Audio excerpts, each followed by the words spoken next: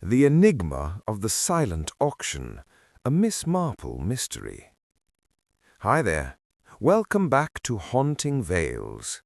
Tonight's mystery begins at a silent auction, a room filled with polite smiles, discreet bids, and secrets written not in words, but in numbers. In St. Mary Mead, such events are meant to be harmless, a quiet exchange of goods for a good cause. But Miss Marple notices something unusual almost at once, a bid placed too quickly, an item valued far beyond its worth, and a tension that lingers beneath the calm surface of the room. No one speaks of it openly, yet everyone seems to be watching and waiting. When a troubling incident follows the auction, it becomes clear that the silence was never innocent. Every bid, every glance, every carefully chosen number carried a meaning someone hoped would go unnoticed. Because in a silent auction, the loudest secrets are the ones no one dares to say aloud. Before we uncover what the auction was truly hiding, don't forget to subscribe for more haunting Miss Marple mysteries on Haunting Vales. Chapter 1. The Silent Auction Begins. The village hall had a peculiar way of settling into itself after dusk, as though it knew something was coming and preferred not to be seen too clearly. That evening the silent auction brought in nearly everyone worth noticing. Not a loud crowd, no, quite the opposite. Voices stayed low, almost cautious, and even the usual chatter seemed trimmed down, as if people feared saying the wrong thing out loud. There was the soft shuffle of shoes across the worn wooden floor, the faint clink of teacups at the far end, and, most of all, the quiet scratch of pens as bids were written. Folded slips of paper dropped into bowls. No calling out, no excitement, just quiet decisions made in corners and shadows. Miss Marple sat where she always preferred, slightly to the side, never in the center of things, yet somehow aware of everything. Her knitting rested in her hands, though it progressed very little. She didn't mind that. The rhythm of it gave her an excuse to sit still, to observe without being observed too closely in return. And there was much to observe. At the center of the hall stood a long table displaying the auction items, old silverware, framed photographs, a few books no one had touched in years, harmless things, ordinary things. But among them sat one object that didn't quite belong, a wooden box. It wasn't large, not ornate either, just smooth dark wood, polished enough to catch the lamplight. No carvings, no initials, no sign of its origin. It was locked, firmly so, with a small brass clasp that seemed newer than the box itself. Beside it lay a simple card, Lot 13. Miss Marple's gaze lingered there longer than anywhere else. 13, a number people pretended not to mind, while quietly avoiding it all the same. What struck her wasn't the box itself, but the way people behaved around it. They approached, yes, but never too directly. A glance, a pause, then a quick scribble of a bid before stepping away. No one asked what was inside, not even in jest. That, more than anything, felt unnatural. People are curious by nature. They like to guess, to speculate. But here, nothing. Silence. Mrs. Dalrymple stood nearest to the table longer than anyone else. She made a show of examining a set of porcelain cups, though her eyes kept drifting back to the box. Her gloved fingers fidgeted, smoothing fabric that didn't need smoothing, adjusting what didn't require adjusting. Nerves, Miss Marple thought, and not the ordinary sort. At one point, Mrs. Dalrymple turned rather sharply, as if she'd felt a gaze upon her. Her eyes met Miss Marple's across the room. For a brief second, something passed between them. Not recognition exactly, but awareness. Mrs. Dalrymple looked away too quickly. That in itself said quite a lot. Across the hall stood a man no one seemed to claim. He wasn't speaking to anyone, nor was anyone speaking to him. Tall, pale, and rather severe in appearance, he kept his attention almost entirely on the box. Not curious, not hesitant, intent. Miss Marple noticed how he didn't pretend otherwise, didn't drift from item to item like the others. He simply waited. That sort of patience, she knew, usually had a reason behind it. The bidding went on longer than expected. The organizer, a cheerful woman who tried rather hard to keep the mood light, called for final entries. One by one, the slips were collected, quietly counted behind the table. Even then, the room didn't relax. If anything, it grew more still. Lot 13, the organizer announced at last, her voice softer than before. That caused a stir, though not an open one. A few glances exchanged, a slight tightening of expressions. No smiles. The tall man stepped forward. No hesitation. He handed over his payment with steady hands, though his fingers closed around the box with a firmness that didn't quite match the setting. For just a moment he held it there, as if weighing more than its size would suggest. Miss Marple watched closely.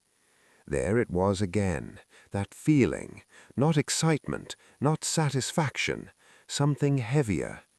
The man turned without a word and made his way to the door. No one stopped him, no one even addressed him. The crowd simply parted, quietly, allowing him through. The door opened. A draught of cold evening air slipped in, brushing against the room like an unwelcome thought. Then the door shut behind him. The sound lingered. For a few seconds no one spoke at all. The organizer cleared her throat, attempting to bring things back to normal, but the ease never quite returned. Conversations resumed, though thinner now, forced in places.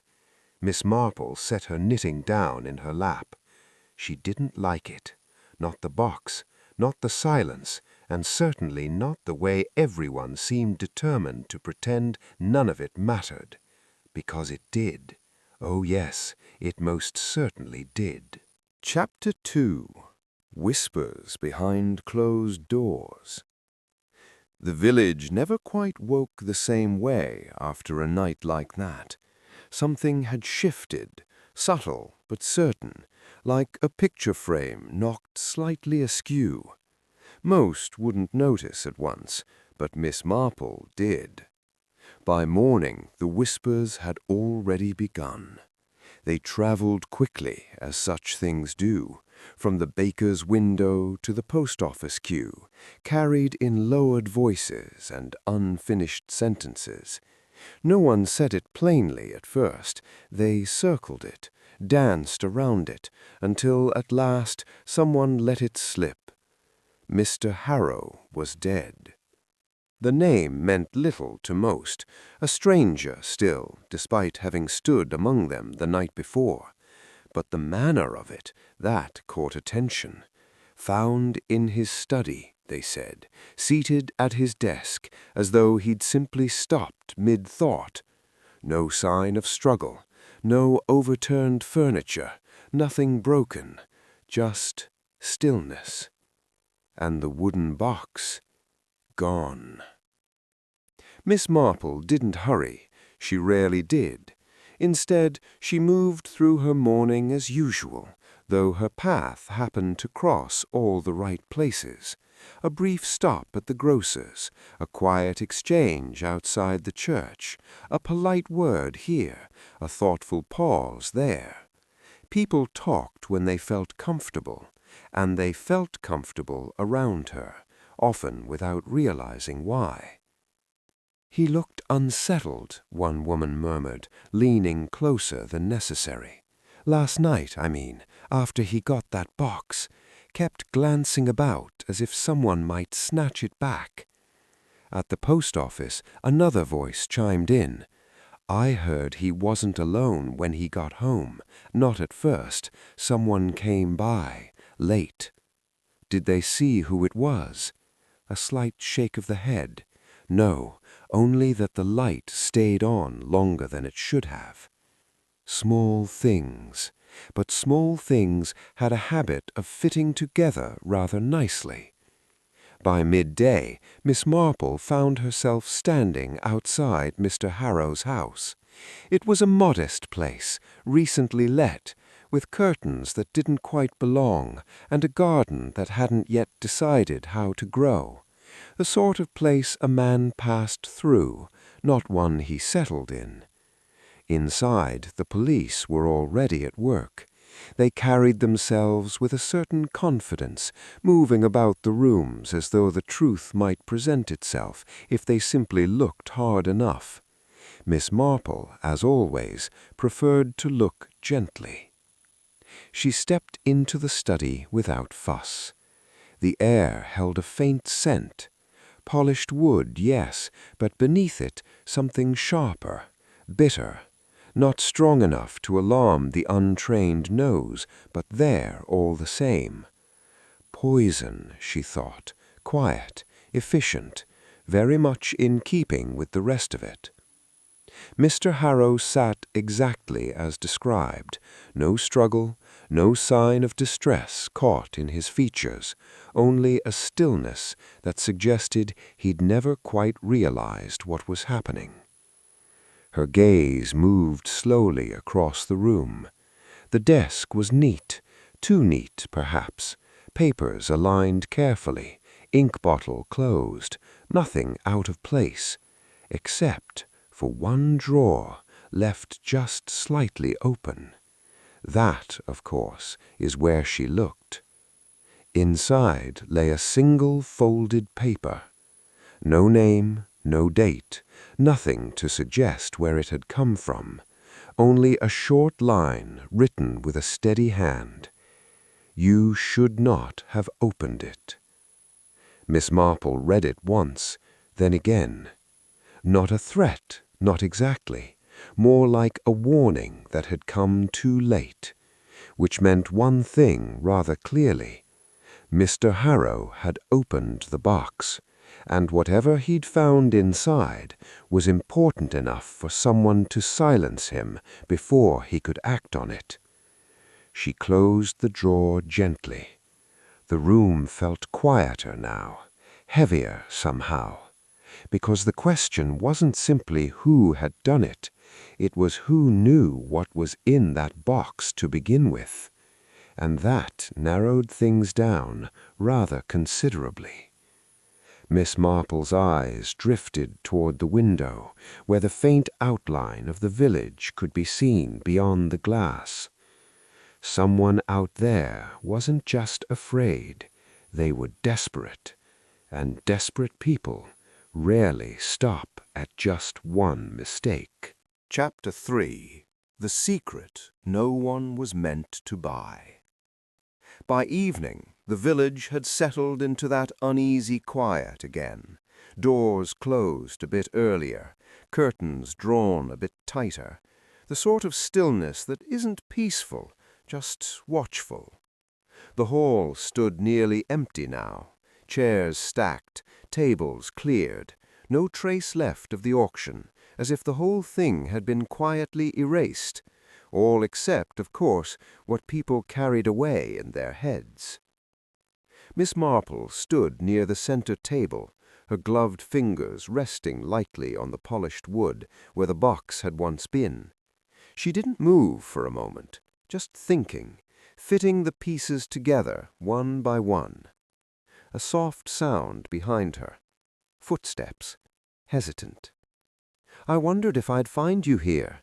Mrs. Dalrymple's voice, though steady on the surface, carried that same strain from the night before. She stepped into the light, no gloves this time, her hands bare and restless. There was no point pretending now, that much was clear. Miss Marple turned, her expression calm, almost kind. "You recognized it at once. The box." Mrs. Dalrymple didn't answer straight away. Her eyes dropped, then lifted again, as though deciding how much truth she could bear to speak aloud. "It wasn't meant to be there," she said at last. "It had no business being sold like some trinket." "That suggests it had rather more importance than the others." A faint, humorless breath escaped Mrs. Dalrymple. "Importance, yes, though not the sort one boasts about." And there it was. Miss Marple let the silence stretch just enough. "Letters," she said quietly. Mrs. Dalrymple's shoulders tightened. Old letters, it turned out, written years ago. Careless words, perhaps, at the time, but time has a way of sharpening such things, not dulling them. Names mentioned, promises made, secrets buried between polite lines. The sort of letters that could ruin lives, even now. "They were never meant to be found," Mrs. Dalrymple whispered. "I thought they were gone, lost, and then there it was, sitting on that table for anyone to buy." Miss Marple nodded slightly. Mr. Harrow knew what he was bidding on. Yes, or enough to take the risk. He'd opened the box, that much was certain, read just enough to understand what he held and what he could do with it. A dangerous position. "You went to him," Mrs. Dalrymple said, not unkindly, "after the auction." Mrs. Dalrymple's hands clenched. No denial came. "I had to get them back." "And you did." A long silence followed that. The wind stirred faintly outside, brushing against the windows with a low, restless sound. "I didn't mean for him to die," she said suddenly, though the words felt thin the moment they left her. "I only meant to frighten him, to make him hand them over." Miss Marple's gaze didn't shift. "But you were prepared, just in case he refused." Mrs. Dalrymple closed her eyes briefly. Poison was such a quiet solution. No struggle, no noise, very much in keeping with everything else about the matter. "And the box?" Miss Marple asked. "Gone," Mrs. Dalrymple said. "Burned, along with the letters." Miss Marple tilted her head slightly. "All of them?" That question lingered. Mrs. Dalrymple hesitated, just for a second, and that was enough. "No," Miss Marple said softly. "Not all." A flicker of something crossed Mrs. Dalrymple's face. Fear again, but not for herself this time. "There was one missing, wasn't it?" Miss Marple continued. "Taken before you ever arrived, or perhaps set aside." The truth settled between them, quiet and certain. Someone else had seen an opportunity. Someone else had taken a piece of that secret and slipped back into the village as if nothing had changed. Miss Marple let out a small sigh. "It's rarely the end, you see, not with things like this. Secrets have a way of lingering." Outside, a distant door shut. A dog barked once and fell silent. Mrs. Dalrymple said no more. There was nothing left to say. Miss Marple turned her gaze back to the empty table, her mind already moving ahead, tracing possibilities, faces, small details others would miss. Because somewhere in the village, someone still held that final letter, and they hadn't shown their hand yet. If you've enjoyed this mystery, don't forget to like, subscribe, and share your thoughts, because the next secret is already waiting, and it might be closer than you think.